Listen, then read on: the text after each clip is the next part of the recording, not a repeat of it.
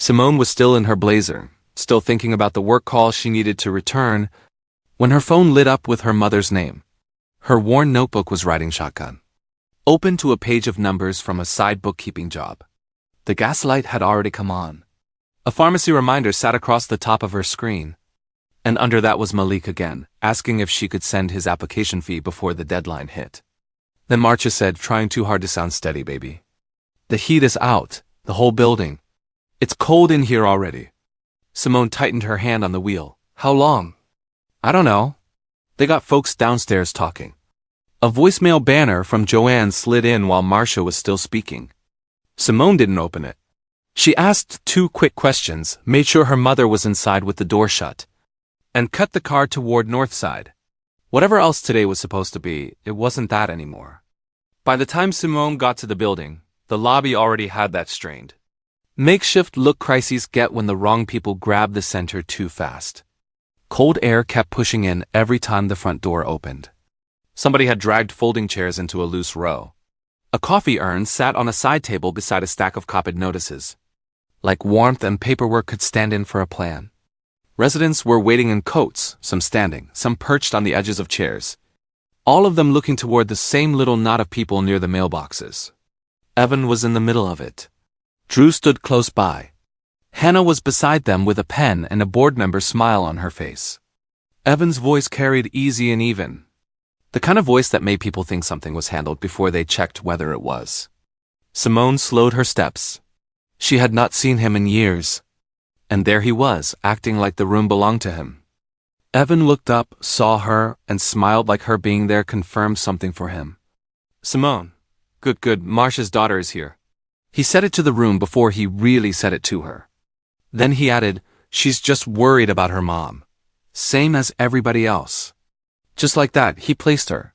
Not as somebody who might know anything useful. Not as a person with a current life he hadn't bothered to learn. Just a familiar face with a family tie. Hannah turned with that bright, polished kindness some people use when they're already putting you in a smaller chair. We're just trying to keep everyone calm, she said. Handing Simone a sign-in clipboard. If you don't mind. Drew gave her a quick nod and looked right past her again. Simone took the clipboard because refusing it would become its own conversation. She set it down on the nearest table without a word. She could feel the old injury in Evan's tone, how easily he reached for a version of her that made him comfortable. Evan tapped the stack of notices like that settled it. The plan, he said, was simple.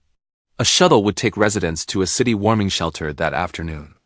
1 pickup window, limited bags. Bring medications and essentials. He said it in that smooth, reassuring way people use when they want the room to stop asking questions. Hannah passed the papers around. Drew nodded along like neatness itself meant safety.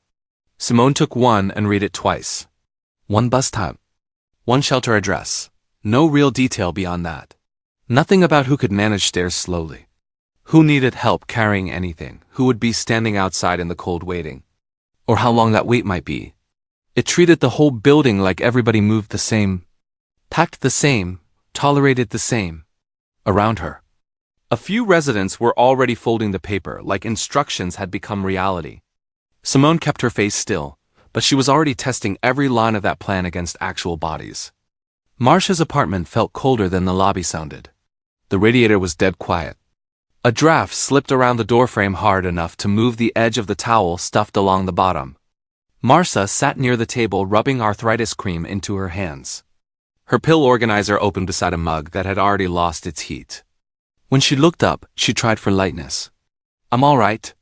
Don't make a face. But Simone could see the stiffness in the way she shifted her knees. The careful way she flexed her fingers before reaching for a bottle. Going downstairs once was one thing. Going down, waiting in the cold. Then climbing back up if the shelter didn't work out was something else. Mrs. Ellison called from the hall to ask if anybody knew when the ride was coming. And Marcia said, see? Check on her before me. Simone didn't answer that. She looked at the pills, the cold, the stairs, and knew the notice downstairs was not just careless. It was dangerous. Simone set the clipboard down and looked at the contact sheet clipped underneath it. Names, apartment numbers. A lot of blank space where real information should have been. She lifted her eyes and asked, quiet and clear, Who has the updated unit list for mobility issues? Medication timing, and who can actually stay overnight somewhere else? The little circle near the mailboxes went still for half a beat. Not because they had the answer. Because they did not. Hannah glanced at Drew. Drew looked at Evan. One of the board members said something about still confirming details. Simone did not move. So nobody's verified who needs help on the stairs? She asked. Or who can't do a shelter cot tonight? The room had been running on tone-up until then. Her question took tone off the table. Now it was either facts or nothing.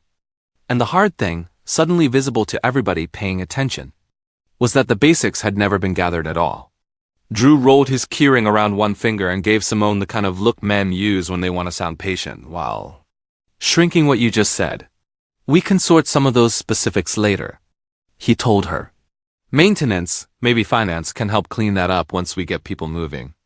As if she had asked for a filing update instead of pointing at a safety problem. Hannah stepped in right behind him with her polished little smile. And we'll make sure your mom is taken care of, she said. Your mom. Like Simone had raised one private concern and not a building-wide failure.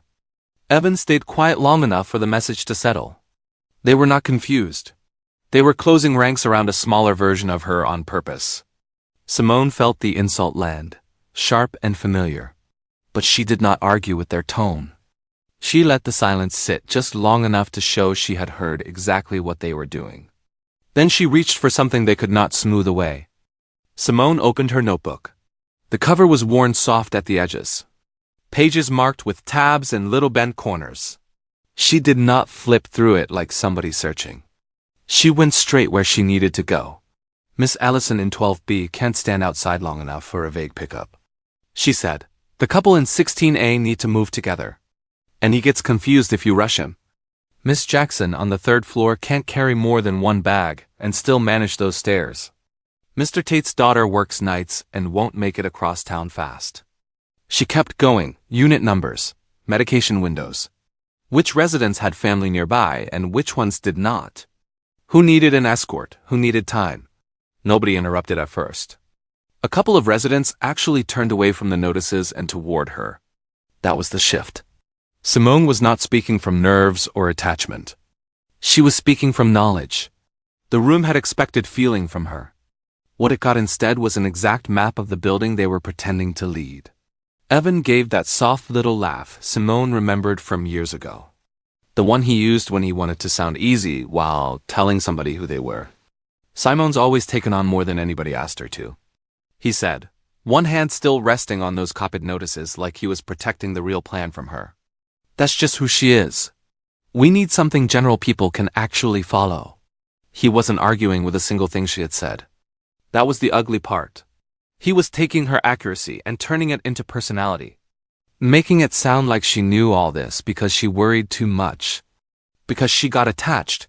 Because she had always been this way. Simone felt the old insult in that harder than anything Drew or Hannah had said. Evan knew exactly what he was doing. He knew enough about her worst season to make this lie sound reasonable. She looked at him, then at the residents nearby, and kept her voice inside the facts instead of giving him the reaction he was reaching for. What's the repair estimate? Simone asked. Not the guess. The actual estimate. Nobody answered right away. So she kept going. What are the shelter's intake limits? Who confirmed them? And have the upper floors even been contacted unit by unit? Or are y'all assuming people saw a notice?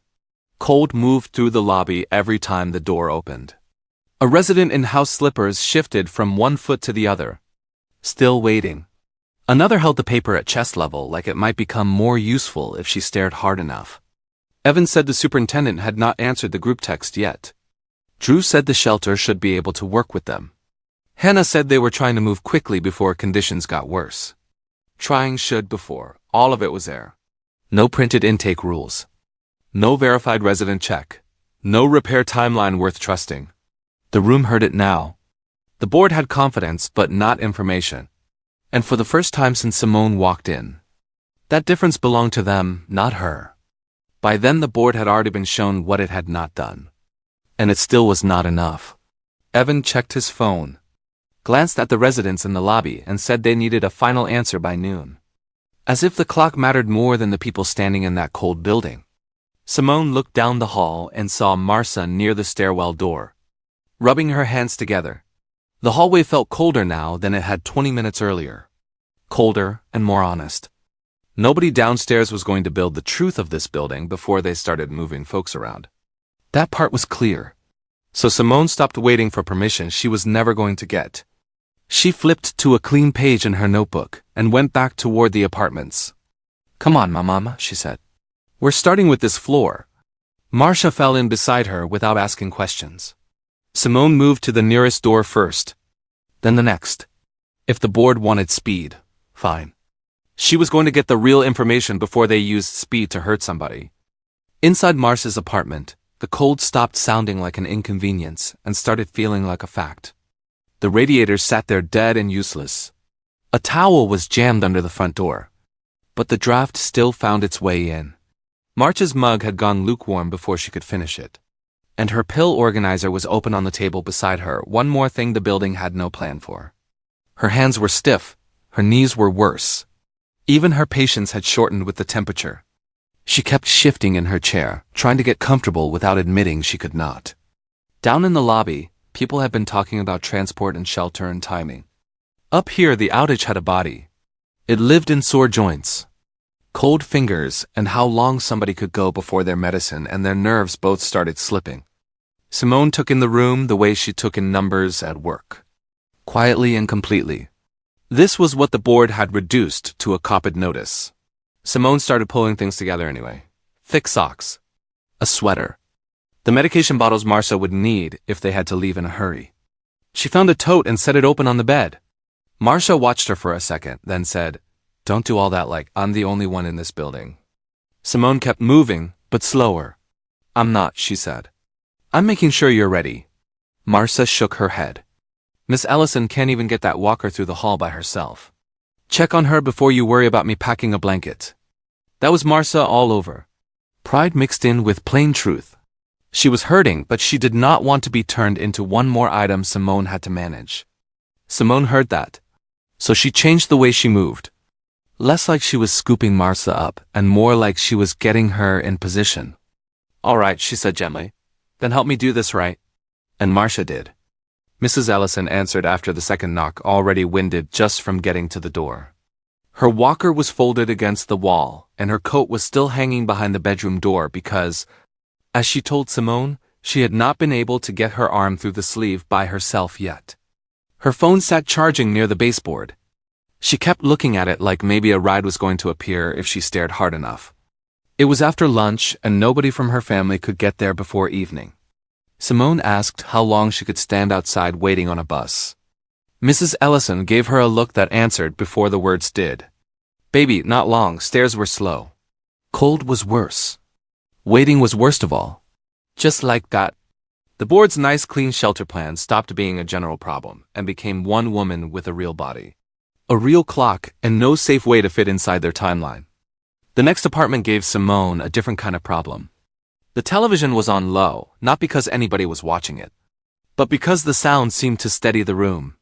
An older man sat in a recliner with his shoes unlaced at his feet, blinking slowly like too much movement would scramble him. His wife had already packed his pills twice and unpacked them once, second-guessing herself every time she looked at the bag.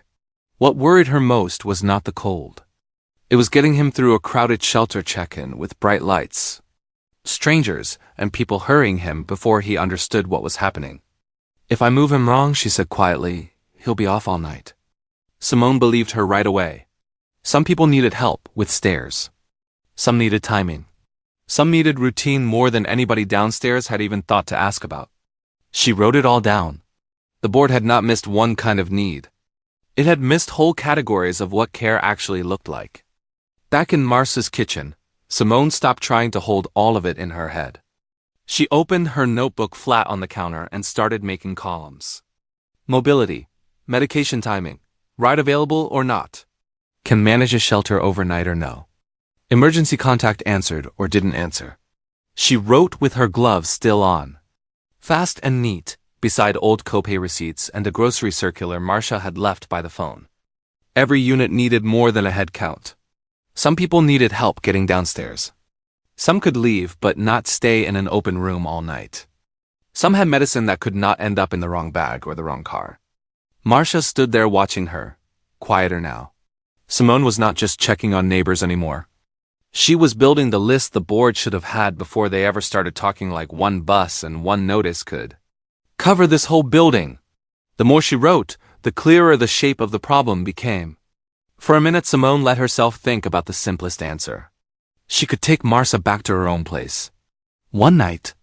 Maybe her couch was there. She had an extra blanket in the trunk. But then the rest of it came right behind that thought. The steep steps to her building. The fact that her one bedroom already felt tight on a regular week.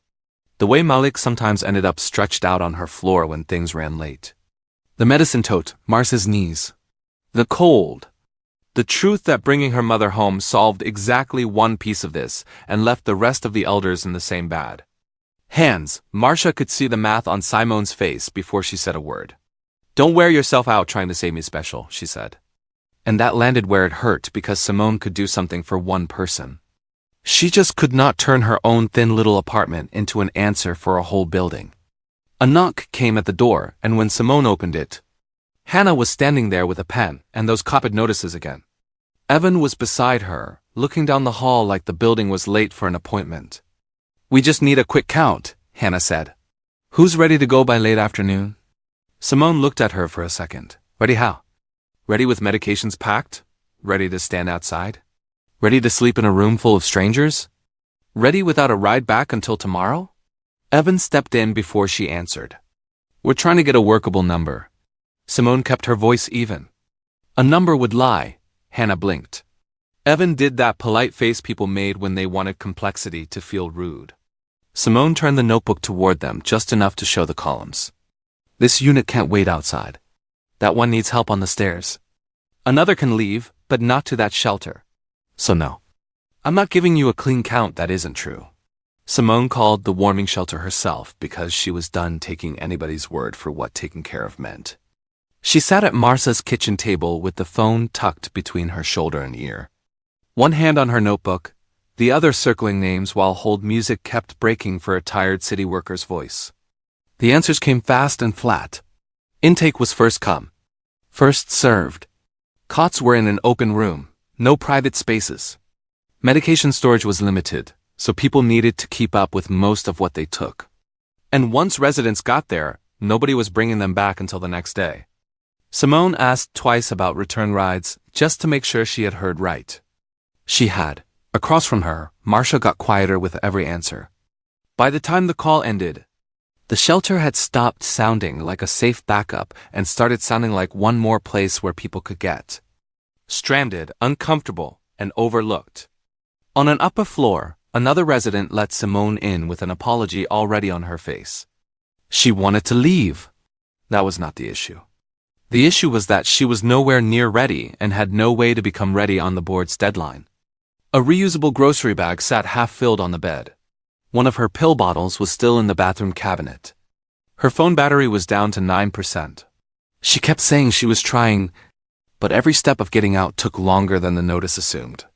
She could not carry bags and make trips.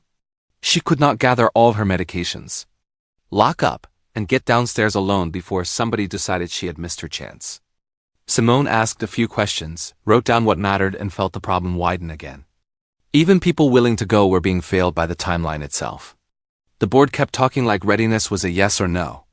In real life, readiness had weight, stairs, time, and hands some people simply did not have. Simone spread the notebook wider and started matching the shelter facts against everything she had written down. One resident could not handle the stairs without help. Another could get downstairs but not manage an open room all night.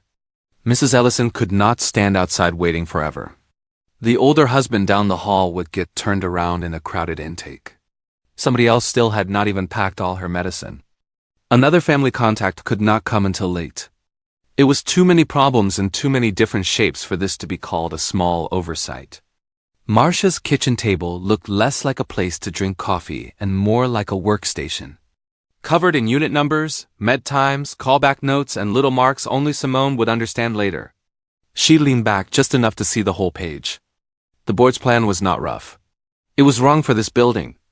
And once she knew that for sure, she stopped thinking like a daughter objecting and started thinking like the person who would have to build the real answer. Words started traveling before Simone said anything formal. A knock came. Then another. One neighbor wanted to know if she should call her son now or wait.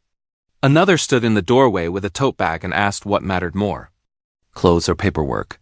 Somebody farther down the hall called out, asking if they were still supposed to be ready for the bus. Marcia's apartment turned into a little command post without anybody naming it that. Coats brushed the doorframe. Charger cords dangled out of purses. People talked through half-open doors because nobody wanted to lose heat. But they still wanted Simone's answer. She flipped pages in her notebook and gave them one at a time. Bring your medications first. Keep your ID with you. Do not come downstairs yet. Call family now if you have somebody. The thing that changed was simple. Residents had stopped waiting for the board to make sense. They were already moving toward the person who did. Then the rest of Simone's life came rushing back in all at once. Her phone lit up so fast it looked like it was scolding her. A voicemail from Joanne. A pharmacy pickup reminder she had been trying not to forget. Malik asking if she had sent the application money yet, and whether she could still help him with a ride later. Under all of that was the quiet truth she had been ignoring since she pulled into the lot. Her gas was low. And every extra mile now meant one less option somewhere else. Marcia looked up from the chair and asked, like she always did when Simone got too still, "Did you eat?" Simone almost laughed at that, but it caught in her throat. She could feel her car keys in her coat pocket like another demand waiting its turn. The building needed her now, so did work. So did family. And none of those needs came with spare time, spare money, or a second version of her to send instead. Marcia's door barely had time to close before somebody knocked again. Then Simone's phone lit up, pharmacy reminder. Joanne's voicemail. Malik asking if she had sent the application fee yet. Another resident calling from down the hall. She looked out at the parking lot through the thin apartment blinds and thought about her gas gauge sitting too close to empty. Her notebook was still open on the table beside Marcia's tote, with pill bottles, extra socks, and a charger half tucked inside. Everything that mattered seemed to need the same things from her at once. The car, the money, the calm voice. Marcia watched her face and said, "What now?" Simone exhaled through her nose and unlocked the phone. This was not one emergency anymore. It was the building. Her job, her brother, the pharmacy, and the cost of every mile between them. She could feel the day trying to scatter her. She did what she always did. She started putting the pieces in order. Before she left, Simone gave the hallway something solid to hold on to. She told Marcia to keep the door latched and stay warm, no matter what anybody downstairs said until Simone called back. She told Mrs. Ellison to pack only medications, ID, and important papers. Nothing heavy, nothing extra. To the neighbors hovering nearby.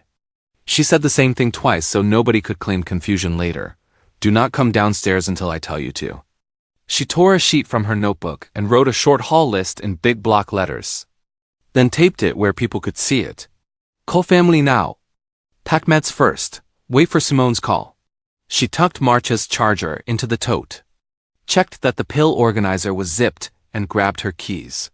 Her face stayed calm even though she felt pulled thin enough to snap. She could not be in every apartment and every errand at once. But she could leave order behind before she moved, and right then that had to be enough. At the gas station, the cold felt meaner because now it had a number on it. Simone stood under the canopy with her bank app open, doing the kind of math nobody should have to do while elders were sitting in cold apartments waiting on a ride plan. If she filled the tank the way it needed, she would cut too close into medication money and the fee Malik needed. If she put in too little, every trip after this became a gamble. She chose a small amount and watched the numbers climb slower than her worry. The pump clicked off before the tank looked any different. She put the nozzle back and stared at the total for a second longer than she meant to. That was gas for now, not gas for the whole problem. She got back in the car, rubbed her hands together, and understood something she had already felt all day. Even her ability to help had to be rationed. Every mile from here on out might mean saying no somewhere else. The pharmacy was almost at closing when she got there. Simone stepped up to the counter, already reaching for her wallet. ready to move fast, and then the clerk gave her the copay. It was more than she had counted on. Not enough to make a scene over, but enough to take something from somewhere else. She looked down at the card in her hand, then at the white paper bag waiting on the counter. Marcia's pain medication was not the place to bargain with reality. Not today. Simone paid it. The receipt came out long and curling, longer than the bag itself, and she folded both into her purse with the same careful motion she used when money was tighter than she wanted anybody to know. Part of what she meant to send Malik was gone now. That stung. But so would her mother sitting through a freezing night without what helped her hands and knees. Simone took the bag, thanked the clerk, and headed back out knowing she had protected one need by making another one harder. She was still in the pharmacy parking lot when she finally called Joanne back. The medication bag sat on the passenger seat. The heater had barely started pushing warm air, and Simone was already bracing for whatever the office needed. Joanne got right to it. There was a landlord file issue tied to a payment record, and she needed the history now. Simone closed her eyes for half a second and reached for the part of herself that never panicked in paperwork. Then she gave Joanne the timeline. Which payment had gone through? Which amount had posted? What correction was still outstanding? Which landlord form had been fixed and which one had not? She did not have the spreadsheet in front of her, but she sounded like she did. Joanne stopped interrupting and just listened. By the end of the call, the problem had shrunk back down into something manageable. Simone hung up and sat still for a moment. Even here, with her mother's medicine beside her and a freezing building behind her, she was still the person people called when the facts had to be right. Simone ended the call, set the phone down, and turned the key. The engine dragged so hard her stomach dropped. For one ugly second, it sounded like the car had decided this was the day to quit. Then it caught on the second try. A warning light stayed on. She stared at it, hand still on the wheel. The crack across the windshield looked bigger from where she sat, like the whole car was suddenly showing its age all at once. Gas had already been one problem. Now the car itself was another. That changed everything. Medication runs, getting Marcia somewhere warm, checking on residents later, maybe moving people if the board kept fumbling it. All of that had been resting on this one old car acting, right? Simone did not let herself spiral. She sat there a moment and started thinking in backups instead of assumptions. Who had a working car? Who could do one pickup? What could be handled by phone? If this car was going to be shaky, she could not build the rest of the night on hope. Malik called before she made it back. He started with the application fee, then moved straight to asking if she could still give him a ride later. His words quick with that teenage hope that somebody older will make the whole thing simple. Simone told him the truth without putting the whole weight of the day on his head. She could send part of the money now. The rest would have to wait a little. And no, she could not promise the ride. Open the portal, she said when he went quiet. He read the prompts off his cracked phone screen while she talked him through each step. What to click, what to save, which screenshot to keep, which GRTC line to check if she could not get across town. He asked fewer questions after that. His voice changed. More careful, more grown. By the time they hung up, he understood at least a little that her calm was not free. It was work. And some days, work was all she had left to give. Before she could even decide her next stop, another message came through. It was the building update. The repair part was not coming until at least the next morning. Simone read it twice, jaw tight, overnight, maybe longer, depending on how the morning went. And right under that was Evan's smooth little note thanking everyone for their flexibility and asking for a clean head count. Flexibility, like people were dealing with a schedule change instead of cold apartments. Stiff joints, pills that had to stay on time. And elders who could not just grab a tote and wait around somewhere unfamiliar. Joanne's follow-up text was still sitting above it. Malik's screenshot sat below. Real life pressing from every side while the board kept talking like they were managing a minor inconvenience.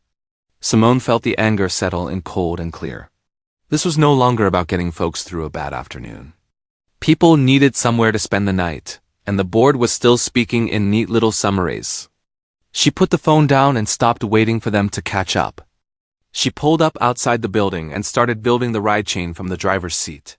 Phone on speaker, notebook open, pen moving. One niece with a sedan could take her aunt and her aunt's walker if somebody helped at the curb.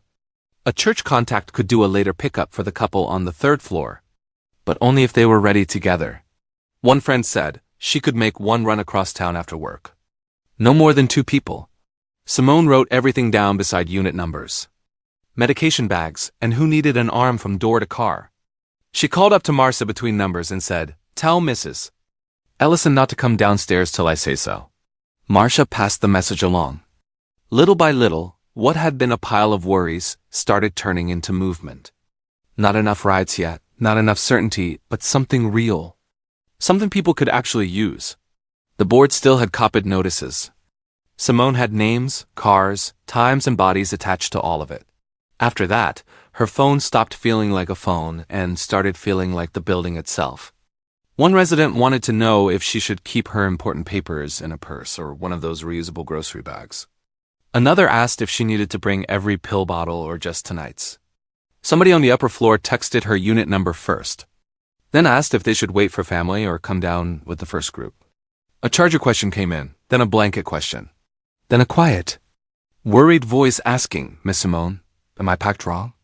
Joanne sent a short check-in asking if she was all right. But the day barely gave Simone room to notice it. She answered each message one by one, clear and exact, while sitting there with the engine running like she was afraid to turn it off again. Nobody was asking the board anymore. They were asking her. Not because anybody had handed her authority, but because her answers were the only ones making the day feel possible. By the time Simone got back upstairs, she could feel the shift. People were not standing around waiting for another notice from the board. They were stopping her in the hall. One woman in bedroom slippers asked if she should pack all her medicine or just what she needed for the night. A man in a knit cap wanted to know whether to wait for his daughter or come down now. Somebody leaned out through a half-open door and asked, "Who on this floor needs help first?" The hallway looked like everybody's life had been lifted halfway off the shelf and left there. Grocery totes, pill bottles, blankets over shoulders, winter hats pulled low. Marcia's apartment door stayed open, and the questions kept landing there like that was the real office now. Simone answered one after another, calm and exact. "Bring your medications. Your ID, your charger if you have it. Stay put till I call. Check on Miss Ellison before you check on anybody else." Nobody announced she was in charge. The building just started acting like she was. So Simone stopped trying to answer the hallway one person at a time and gave it some structure. She tore pages from her notebook and made quick groups. First out if you could move easy and had somewhere confirmed to go. Hold and wait if you needed meds checked first. Escort group for anybody who could not manage the stairs alone. Alternate placement for the people to shelter would not fit right. She wrote unit numbers big enough to read fast, taped the pages near Marcia's door, and used the little radiator niche in the hall as a spot for bags. Phone numbers and notes that needed to stay with each person. "Don't bring this down till I call you. You wait for family pickup. You need somebody on your arm."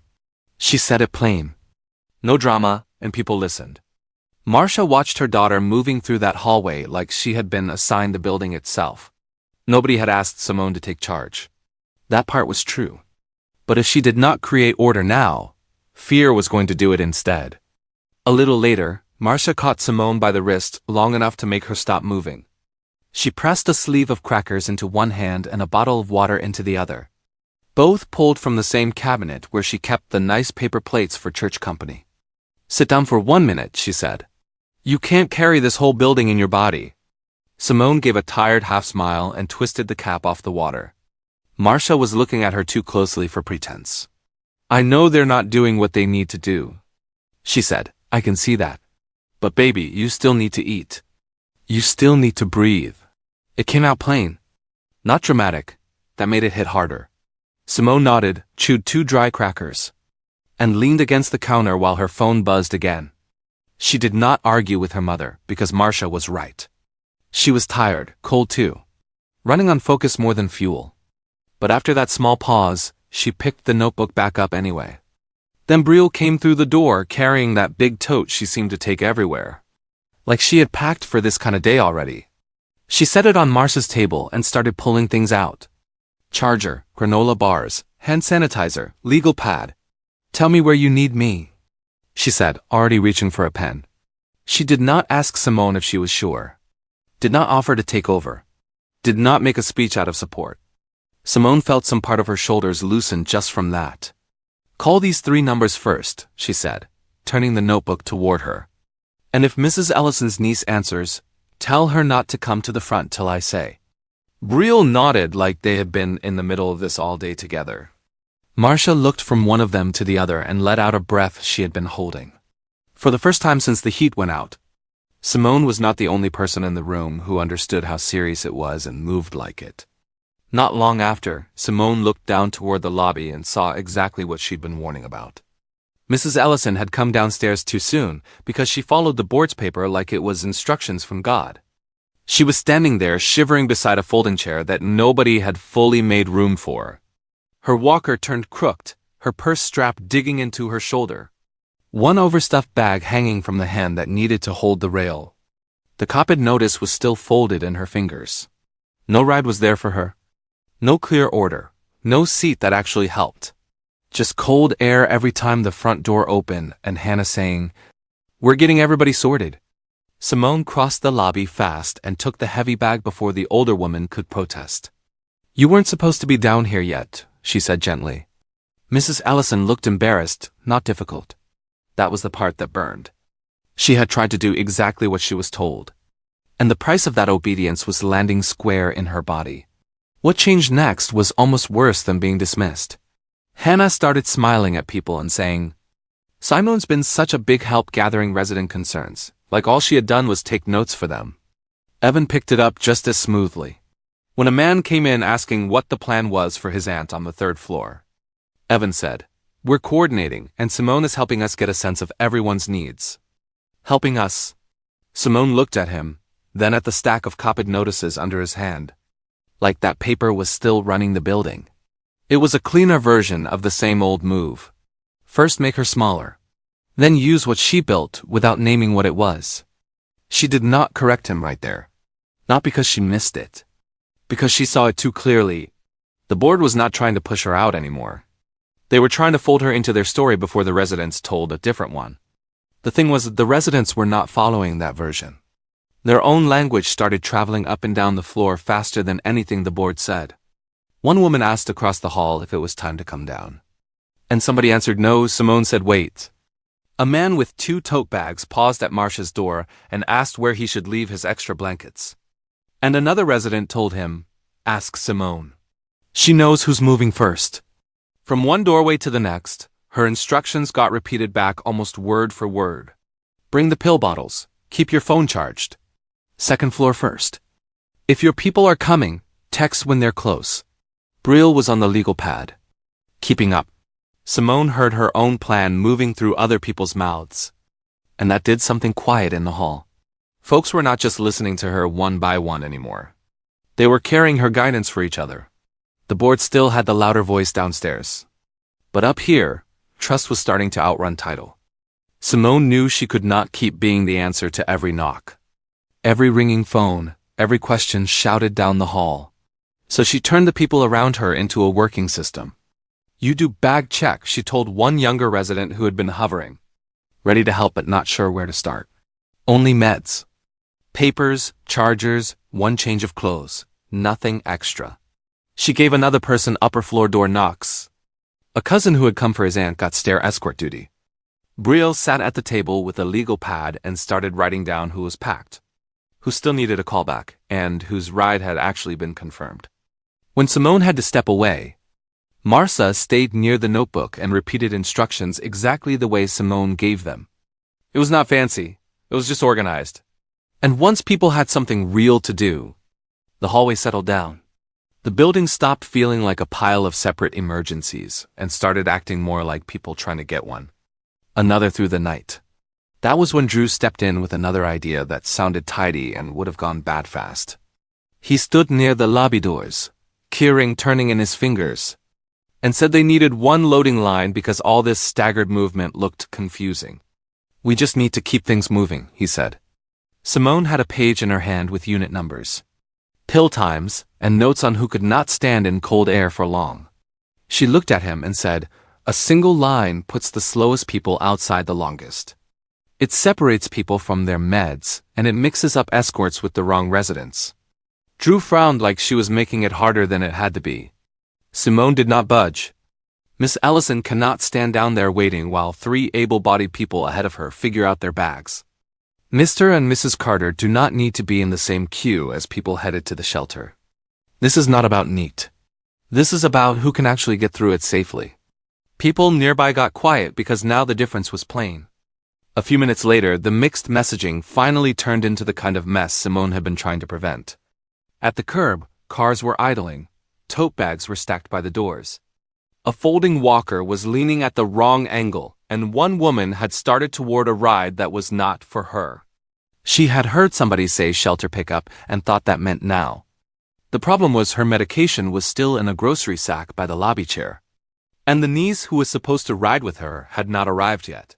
Simone caught it halfway through. "No, not this car," she said, stepping between the woman and the open door. "Your meds are inside. And you're waiting for Denise."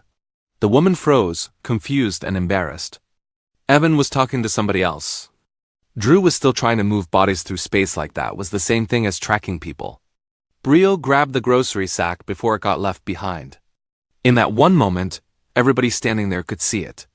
Without Simone, people were about to be sent off wrong. The whole thing turned in one cold, awkward moment by the lobby doors. Drew looked around after that curbside mix-up and finally asked the question he should have asked hours ago. Who has the actual list? Current one. Units, meds, rides. All of it. Nobody answered with a speech.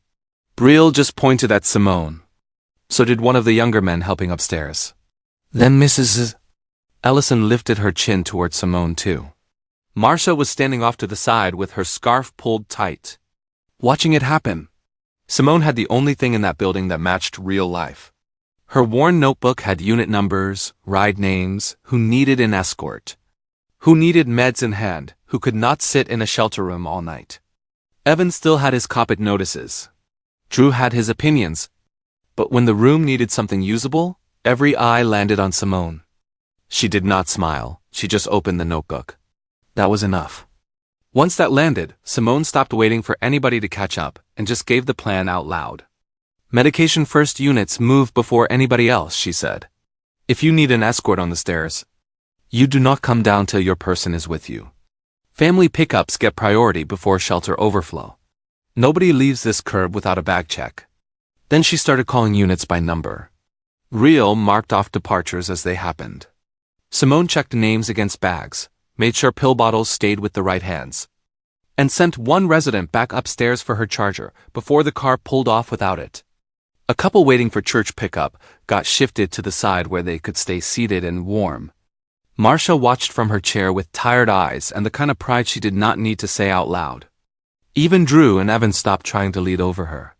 By then the whole building was moving through Simone's order, not the board's notices, and for the first time that night the exits started looking like they might actually hold. For a brief stretch, the building finally started moving in something close to order. Real was checking off departures. Residents were listening. Marcia had wrapped another scarf around her neck and settled into a chair near the wall where she could still keep an eye on everything. Then Simone's phone buzzed again. The repair had slipped even further. The part was not coming that night after all. And the shelter options still did not fit the residents Simone had already flagged as bad matches. Not the couple who needed routine. Not the elders who could not handle open room cots. Not the people whose medications had to be timed right. She looked up from the message and saw the truth all over again. Being right had not made the problem smaller. It just made it plain. The board had already run out of backup ideas. The cars outside were filling fast. Night was coming anyway. If this was going to hold, it was going to hold because Simone kept it together. Once the timeline got worse, the board's tidy version of events started falling apart for real. A shuttle that was supposed to be ready was suddenly running late. Shelter intake had tightened, which meant they could not just keep sending people over in a vague wave and hope staff sorted it out. On top of that, medication times were starting to press in from another direction. One resident needed to eat before taking hers. Another could not have hers buried in a bag under somebody else's coat. Phones kept buzzing with ride updates, delays, changes, cousins running behind. Somebody's church contact now saying they could take 2 instead of 3. Winter coats and tote bags were stacked near the lobby chairs like the building itself had emptied into one room. Evan kept trying to speak in broad, reassuring lines, but the room had moved past broad anything. The mistake now had weight.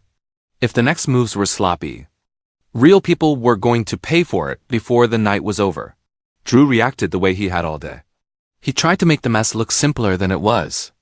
He stepped toward the front and said everybody who was ready should line up for the first shuttle so they could keep things moving. As if ready meant the same thing for everybody in that lobby. As if a person with a walker, missing medication, and no escort belonged in the same quick line as somebody's nephew carrying one duffel bag. He started motioning folks toward the doors. A walker caught on a chair leg. One woman held up a grocery sack and asked if her insulin could stay by the curb until her name was called. Another resident was still waiting on help getting his wife into her coat. Drew kept speaking in that brisk, practical tone men use when they want impatience to sound like leadership. Simone watched the whole unsafe shape of it forming right in front of her. If she let that line move, the building was going to start losing people to confusion. Simone stepped right into the path of that line before it could start moving wrong. "No. Hold up," she said, not loud, just firm enough that people stopped. She opened her notebook on the windowsill and started calling things back into order. Unit 312 was not boarding yet because her daughter was on the way. Mr. and Mrs. Carter were not to be split up. Mrs. Ellison needed her medication bag in her hand, not sitting by a curb. One man still needed somebody to walk him down. Another resident had to go back for paperwork before anybody shut a car door on him. Drew looked annoyed for half a second, but the room had already shifted past his mood. Brielle picked up where Simone pointed. "You heard her," she told a resident reaching for the shuttle door. Hannah stopped trying to usher people forward and started listening. In less than a minute, Simone had done what the board had not managed all day. She turned confusion into instructions people could actually survive. A little later, Simone slipped into the stairwell for maybe 30 seconds of air that was somehow colder and quieter at the same time. She leaned back against the cinderblock wall with an unopened granola bar in her hand and her phone buzzing against her palm. Her fingers were stiff. She had not really eaten. She could feel the shaking now that she had stopped moving long enough to notice it. Brielle came in behind her and looked at her hard. "I can get your mama out and take her with me," she said. "If you want to cut this down to family, do that." It was not judgment. It was permission. Simone closed her eyes for a second and let the truth land. She could save Marcia and leave the rest to the same people who had already shown what they would do. Or she could stay in it and make them stop treating her plan like extra help. When she opened her eyes, her decision was already there. "No," she said. "If they're using my system, then they're following it." Then Simone stopped correcting their mess one person at a time and gave everybody a structure. "Listen to me for a second," she said. The lobby quieted down. Confirmed family pickups go first. After that, anybody with medication timing gets moved next. Stair escorts happen before anybody comes down. Shelter is last. And only for the units that actually fit what the shelter can handle. She did not ask if that worked for the board.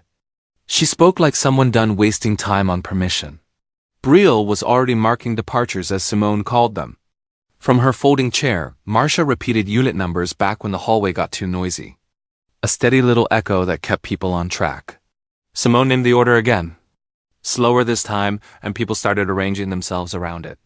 Evan went silent. Drew did too. The building had spent the whole day being flattened into one problem.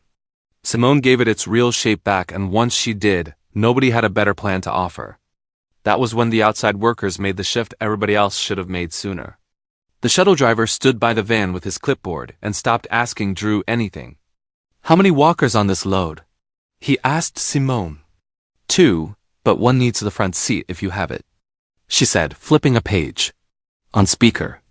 The shelter intake supervisor asked who could manage open cots and who needed to stay with family instead. Simone answered unit by unit, clean and exact. She gave med timing, overnight concerns, and which residents could not be sent somewhere noisy and loose just because there was space. Nobody had to translate her. Nobody had to simplify what she was saying for the room. The driver just wrote it down and followed it. Residents heard that too. They heard people from outside the building trust Simone's information over the board's smooth summary. By then the real center of the emergency was obvious. It was not whoever had been speaking first. It was the woman with the notebook telling the truth fast enough to keep people safe. The board's original idea broke all the way open a few minutes later.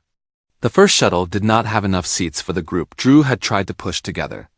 A folded walker blocked part of the aisle. One resident was halfway to boarding when it became clear her escort was still upstairs, which meant she was not going anywhere yet.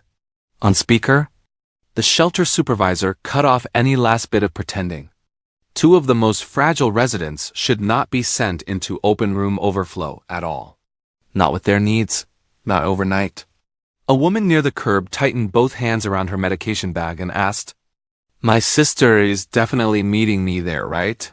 Nobody from the board could answer her cleanly. Evan looked like he wanted to smooth the moment over with tone. But tone wasn't enough anymore. The plan they kept defending was not just rough around the edges. It was failing right there in the cold in front of the people who would have had to live with its mistakes. Once the shuttle plan cracked open, Simone stopped trying to save it. She built something else right there in the cold. One elder left with her niece instead of waiting on a seat that might not come. The couple from the fourth floor stayed together and waited for a church ride Simone trusted more than that shelter. Overflow. One woman with too much confusion and not enough support was placed with Brielle for the night. Shelter spots got narrowed down to the people who could actually manage them. Nobody else got pushed there just because it was the simplest answer on paper. Simone kept rewriting times in the margins of her notebook, circling med windows, matching bags to names, matching names to cars. That tote goes with Ms. Ellison, not that trunk. This one. Brielle followed without second-guessing her. Marcia stayed near enough to repeat a name when somebody missed it. What looked messy from the outside started making sense because Simone knew where each person could safely land. Evan tried one last time to make it sound softer than it was. He lifted his hands a little and said, "We're all improvising here. Let's just keep helping each other get folks through." Simone looked at him, then back at the page under her finger. "No," she said, calm as ever. Unit 218 was almost sent without her escort. Unit 312 was about to get loaded before her daughter got here. Mrs. Ellison was standing downstairs too early with a heavy bag because your notice told her to be ready before there was a ride for her. That's not all of us improvising. That's you not listening when people told you what these residents actually needed. She never raised her voice. She did not have to. Folks loading cars could hear every word. Drew had nothing useful to add. Brielle stayed close, not saying a thing. Simone kept naming the missed details and the near misses. Plain enough that nobody could tuck them under teamwork language anymore. After that, the room stopped trying to rename her work as help. After that, the notebook stopped being just Simone's notes and became the whole plan. The shuttle driver waited for her before moving anybody. Residents checked with her before they stepped off the curb. Brielle called out unit numbers from Simone's pages. And even Drew started listening for the order she set instead of trying to invent one on the spot. Departure times, medication reminders, walker needs, family pickups, who needed an escort, who needed quiet, who could manage the shelter, who absolutely could not, it all ran through Simone's handwriting. The copied notices the board had started with were useless now. People were working from her pages because her pages were the only thing connected to real bodies and real needs. Nobody had to argue about that anymore. It showed in the way the room moved. Her judgment was no longer some side concern people could nod at and ignore. If somebody got out safely that night, it was because Simone had already thought them all the way through. The part that would have almost been funny if the day had not been so serious was how fast their tone changed. Drew came over and asked, what order should the next cars load? Hannah tucked her neat little notices under a clipboard and started checking names off Simone's handwritten list. Instead, Evan had spent all day stepping in front of the room. And now he kept pausing before he spoke, looking toward Simone first, like he knew better than to get ahead of her facts again. Near the curb, her pages stayed in the middle of every conversation. Not their notices. Not their summary. Hers. Residents saw it. Brielle saw it. Simone saw it too, even if she did not stop to savor it. The same people who had treated her like an extra set of hands now needed her to keep the building from slipping back into confusion. She gave them what the residents needed, nothing more. She was not there to make their late respect feel generous. By the time the first real wave of cars pulled off, people were where they needed to be, not where the board had first tried to put them. Medication bags were in the right laps. Escorts were matched to the right residents. Marcia was warm, seated, and accounted for. Brielle was still moving beside Simone like somebody who understood that the hardest part of a day is sometimes the moment after it starts settling down. That was when Hannah found space to breathe and said, "We really couldn't have done this without you." Simone looked at her for a second and said nothing. Because that sentence was already trying to turn the whole thing into a nicer story than it had been. She had carried too much that night for gratitude to feel right yet. Still, the truth was sitting in plain view now. Nobody could honestly act like she had just been another worried daughter passing through. The building had moved because Simone made it move safely, and everybody there knew it. Once the last of the first cars pulled off and the room got a little quieter, the board moved quick to make the whole night sound prettier than it had been. Evan stood near the community room table, all smooth voice again, saying things like, "I'm glad we were able to come together for the residents." Hannah nodded along and added something about everybody stepping up under pressure. Like that was the story, not the missed details. Not the bad calls. Not the way people almost got moved wrong because the folks in charge wanted a clean plan more than a real one. Around them, half cups of coffee sat cooling beside folded blankets and those copied notices nobody was using anymore. A couple residents were in plastic chairs texting family that they were safe. Simone heard exactly what was happening. The emergency had eased just enough for white comfort to start trying to rewrite it. Getting people safe had been one part. Now she had to keep them from rewriting what happened. Drew did not wait long to prove it. He came over with a legal pad in his hand, checking it against Simone's notebook like her pages were already public property. "Can you stay on tonight as the resident point person?" he asked, "and maybe help us draft the morning update?" He said it in that practical voice men use when they want something to sound reasonable, before you can call it what it is. As if the natural next step after Simone had spent her gas, her time, her energy, and her judgment saving their plan from itself was for her to keep the whole thing running overnight too. Simone looked at him, then at the legal pad, then at the pages he was already relying on. That was the shape of their respect. Useful, immediate, expensive for her. Marcia still needed her. The night was not over. And already the board was trying to turn dependence into access. Simone understood then that getting through the emergency was only one fight. The next one was going to be about terms. Hannah made the next move like it was the most natural thing in the world. She looked at Simone's notebook and said, "Could we just get pictures of those pages for follow-up? Just so we're all aligned by morning." She already had her phone halfway up when she said it. That hit harder than the thank you. Because those pages were not some handy little summary the board had earned. Simone had built that list door by door, call by call. While they were still talking in generalities? Names, meds, rides. Who needed help on stairs, who should not be sent to that shelter at all. It was her labor, her judgment, and proof of exactly what they had not bothered to know before things started falling apart. Drew did not object. Evan did not either. That told her enough. They did not just want her help. They wanted to absorb her work and move on acting organized. Simone closed her hand over the notebook before Hannah got any closer. Simone did not snap. She did not hand the notebook over either. She said, "I'll walk through what's still pending. I'm not giving y'all my notes without context." That changed the shape of the room right away. Instead of a quiet little transfer where the board could take what it needed and tidy up the story later, people ended up gathering back in the community room. Metal chairs scraped the floor. Extension cords ran across the wall where phones were charging. Marcia stayed put, Brielle stayed too. A few residents who had not left yet settled in close enough to hear. Simone kept the notebook shut in her lap. That part mattered. It was not up for casual borrowing. If the board wanted information, they were going to get it in front of witnesses, with the actual circumstances attached. No more pretending this had all come together on its own. No more letting them turn her work into background support, while everybody was tired enough not to argue. The debrief got harder for the board to smooth over once outside people started confirming what had really happened. The shuttle driver was still there, clipboard in hand, and when somebody asked about the loading changes, He said plain enough that Simone's list was the only reason they avoided sending people in the wrong order. Then the shelter supervisor came on speaker and said the same kind of thing from the other end. A few residents would have hit intake problems. A couple would have been separated from the support they needed. One or two should never have been rooted there in the first place. Simone's unit-by-unit information caught all of that before it turned into a bigger mess. The driver's notes lined up with her pages, better than anything the board had printed. So did what the shelter's supervisor was saying. That mattered in a room like this. It meant nobody could shrug and act like Simone was just a very concerned daughter who happened to be thorough. The people who had to carry out the plan were saying her system was the reason it worked.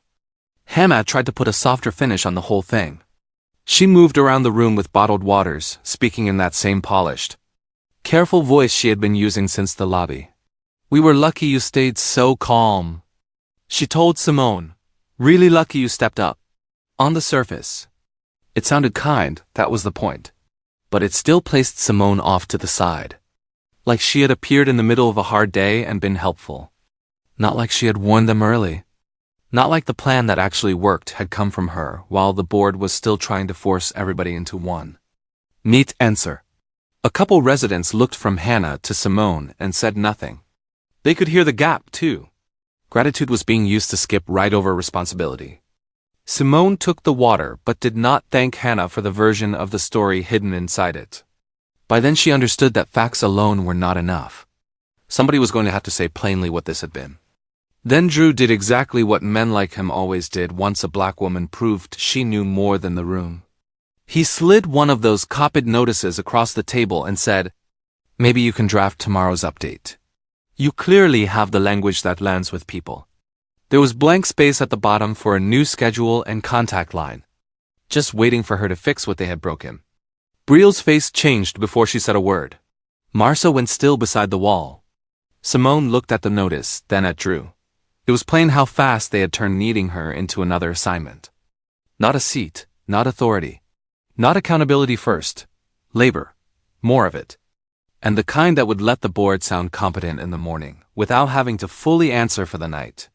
Before, that was the part Simone could finally see clear as glass. They did not just want help from her. They wanted her to repair their credibility with the same steady hands they had spent all day undervaluing. Evan made his move once the room got quiet enough for him to sound gentle. He stayed near the coffee urn and lowered his voice when he said her name, using that old familiar tone like the two of them were stepping outside the moment everybody else had just lived. Through. He said he should have listened sooner. Then he said he had been reading her, through what he already knew. Through history, through trying to keep things moving. He talked like the problem had been timing. Like he had just leaned too hard on old assumptions in a stressful moment. Simone looked at him and felt the insult in it all over again. Because that was exactly what he had done all day. Used an old version of her to make himself sound more credible in front of other people. Now he wanted regret to clean that up. He wanted familiarity to turn a pattern into an accident. The room listened, waiting to see if she would let him soften it. Simone kept her notebook closed on the table and answered in the same even voice she had used all night. She said it was not a misunderstanding. She said she had raised specific concerns early, and the board had kept pushing past them because a general plan was easier for them than actual resident needs. Then she named what that had meant. One resident almost got sent out without the right support. Another could have been separated from medication. People who could not handle the shelter setup were still being folded into it until the whole shortcut started failing. In public, you had warnings, she said. You just didn't treat them like they mattered until it got obvious. Nobody interrupted her. She named units, moments, and decisions. One by one, without rushing and without lifting her voice. Then she finished the part they were really waiting on. She was not staying on as their overnight point person. She was not writing their notice for them. They could not call that teamwork and make her carry the cleanup too. The silence after that sat heavy for a second. Then the room changed. Drew, who had spent most of the day pushing past details, pulled out a pen and asked, straight this time, what still needed to happen for the residents who had not been fully settled and for the morning check-ins. He did not talk over her. He asked. That difference mattered. Around the table, copied notices got turned face down. People stopped performing agreement and started waiting for actual direction. Simone saw it happen in little ways. Hannah quit smoothing things over. Evan said nothing. A resident leaned forward like she wanted to make sure she did not miss a word. Simone gave them exactly what was necessary and no more. Which names still needed follow-up? Which units required direct contact in the morning? Who needed medication confirmed before any move? She was helping protect people, not reopening herself. For the first time all night, the room was working from her judgment instead of trying to manage around it. Simone gave them what the residents still needed and nothing extra. She tore one clean page from the back of her notebook and wrote out the remaining placements. The morning callbacks and the names that needed direct confirmation before anybody moved again. Then she slid that single page across the table and tucked the rest of the tab notebook back into her bag. Anything else goes through the board email, she said. Not my phone. It was plain enough that nobody could pretend not to understand her. She put on her coat while Drew read the page and Hannah nodded too quickly. Marcia watched from her chair. Brielle did too, quiet and steady. Evan waited until the room loosened, then asked if they could talk after this. Simone looked at him just long enough for the answer to land before she said it. Not tonight, and not like that. She did not explain further. She had already given what safety required. The rest of her was not available. By the time the first wave of people was settled, the energy had changed from scramble to aftermath. In the fellowship room, the heat worked better than it had in the building. Coats were coming off. Paper cups of coffee sat cooling on folding tables. Chargers stretched across the floor beside tote bags packed in a hurry. People were tired now, not panicked, and that changed how they moved around Simone. Earlier, some of the same folks had brushed past her or talked over her like she was one more worried family member in the room. Now they waited before making decisions. A resident heading toward the bathroom paused to ask Simone if her daughter had confirmed the pickup for morning. One board member started to speak, then stopped and looked to her first. Simone noticed all of it. The respect was real enough to feel. That did not mean it was simple. Late recognition could still become another demand. It could still try to become another claim on her time if she let it. By the time Marcia was finally warm and sitting down, the strain had settled into both of them. She held a styrofoam cup in both hands and rubbed her fingers against the side of it like she was coaxing feeling back into them. Then she looked at Simone with that same no-nonsense expression she used when asking whether Simone had eaten or put gas in the car. Baby, you do not have to keep proving yourself to folks who decided not to know better. Simone let that sit. All day she had been moving too fast to feel much beyond the next task. Now the tiredness was catching up. So was the anger. Marcia saw all of it anyway. She was done pretending this had only been a hard day with some confusion. She had watched her daughter carry that building while other people tried to talk around her. I know what I saw, she said, and so do they now. Simone nodded once. That was enough. A little while later, Simone checked her phone and saw 2 texts from Malik. The first one was a blurry screenshot of his submission confirmation. The application fee had gone through. He had made the deadline. The second text came right after it. Caught the bus too. And then, a beat later, proud of you. Also, does Ma have her heating pad? Simone smiled before she meant to. It was small, but it mattered. He had followed directions without her sitting beside him.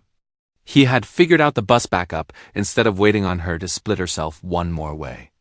Marcia leaned over to look and made a soft sound in her throat like she was trying not to get emotional about it. Answer him, she said. Simone texted back that the heating pad was with them and told him good job.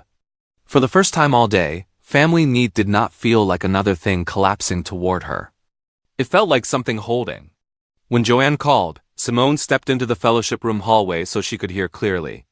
Her blazer was folded over one arm and her notebook was finally zipped inside her bag instead of open in her hands. Joanne got straight to it. The landlord file issue had been cleaned up. The payment record Simone gave her from the parking lot had held exactly. Nothing had fallen apart at the office because Simone had not. Then Joanne told her to take the morning and not worry about how any of this looked professionally. You covered what needed covering, she said. I know what you did tonight too. That mattered more than Simone expected. So much of her life depended on not dropping a ball nobody else even noticed she was carrying. Hearing that work was steady let something in her chest unclench. She had protected her mother, helped get those residents placed, and still kept her own standing intact. When she hung up, she felt tired but not shaky anymore, grounded. Later, when Simone finally looked down at her phone again, there was an email from the board sitting near the top of her inbox. The subject line read emergency follow-up. Drew was copied. Hannah was copied. Evan too. So were two board members who had barely looked at her directly while the building was still cold and confused. Now they were asking whether she could attend the morning check-in and help shape a better emergency procedure for residents going forward. It was respectful on paper, careful, formal. No one was calling her out of the blue. No one was saying, "Can you just do us a favor?" Simone read it twice anyway, because she knew the difference between being acknowledged and being made newly available. The message gave her something real, though. They were asking now, not assuming that mattered.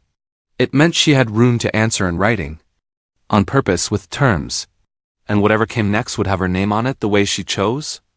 Before Simone sent anything back, the residents answered a different question for her. They were already talking among themselves and with family like the old way could not come back. One older woman asked if that same list lady was going to be at the morning meeting, because that was the first time all day she felt like somebody knew who needed what. Another resident held up her phone and said she had saved Simone's instructions because they were the only directions. That made sense from start to finish. Family members started saying the board needed a real resident-by-resident plan next time. Not another paper notice with one bus time and a prayer attached to it. Brielle caught Simone's eye from across the room and gave a small nod. Marcia heard it too and sat a little straighter. This was bigger than gratitude now. People were attaching their safety to Simone's method in plain language. If she chose to step back in, it would have to protect them and protect her at the same time. At one point while she was helping Marcia settle a blanket across her knees, Evan's name lit up on her phone. The thread looked old the second she saw it. Like something from another version of her life that had been left unopened in a drawer. His text was short. He said he wanted to talk privately. Said he had not understood how much she had built. Said he should have known better. Simone read it once and set the phone face down on the chair beside her. She did not rush to answer. She did not draft a careful reply in her head. She did not wonder what he meant beyond the words already sitting there. Marcia adjusted the blanket and asked if the church had any more tea. Simone got up to check. The message stayed where it was. That was answer enough for the moment. She wasn't taking that on. Whatever he had finally learned about her did not reopen anything. The next morning, the community room looked different. The copied evacuation notices were gone. In their place sat notepads, a printed agenda, pens lined up in a cup, and a fresh sign-in sheet at the end of the table. Residents were there. Brielle was there too, leaning back in her chair with that watchful calm she had when she already knew exactly how a room might try to move. Drew opened the meeting with less swagger than he had carried the day before. Hannah kept her voice measured. When they asked Simone to stay involved with emergency planning, resident communication, and contact mapping, they said it plainly. Not as if she had simply been helpful. Not as if they were doing her a favor by including her. They were asking because they needed what she knew. Simone heard the difference. She also heard the risk still tucked inside it. A formal request could still become the same old drain if she did not shape it before they did. Simone came prepared. She took out one page she had written for herself and laid it on the table. Then she walked through it in the same steady voice she had used all through the emergency. Any future plan, she said, needed resident representatives in the room before a crisis. Not after one. It needed written unit-level protocols instead of one blanket notice for everybody. Contact updates had to be based on consent, not guesswork. Medication needs, ride needs, and mobility support had to be confirmed by someone assigned to do that work, not left floating until people were already standing in the cold.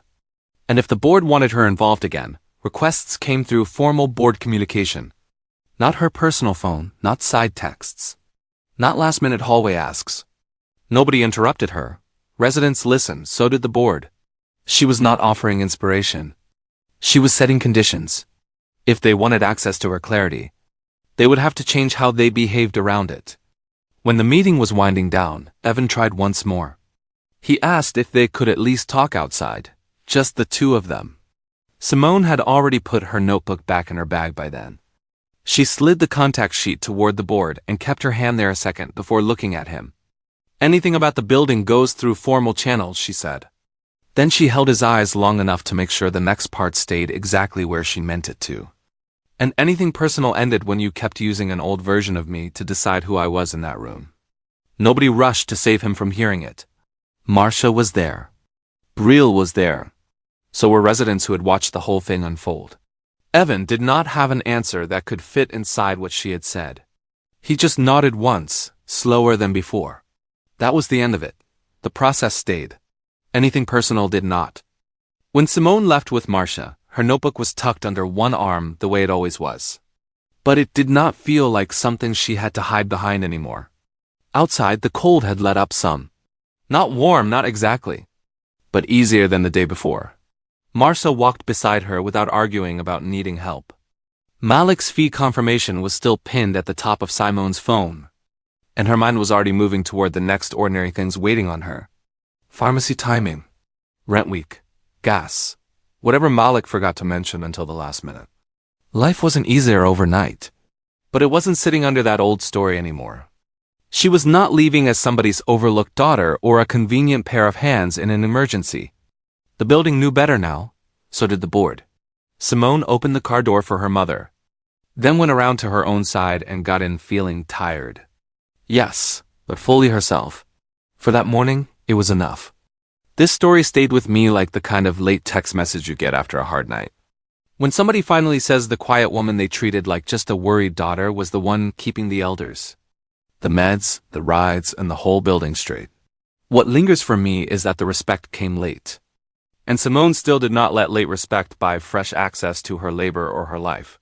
If you've ever been the person people overlooked until they needed your judgment, leave a comment. And if a story like this is sitting with you, send it my way.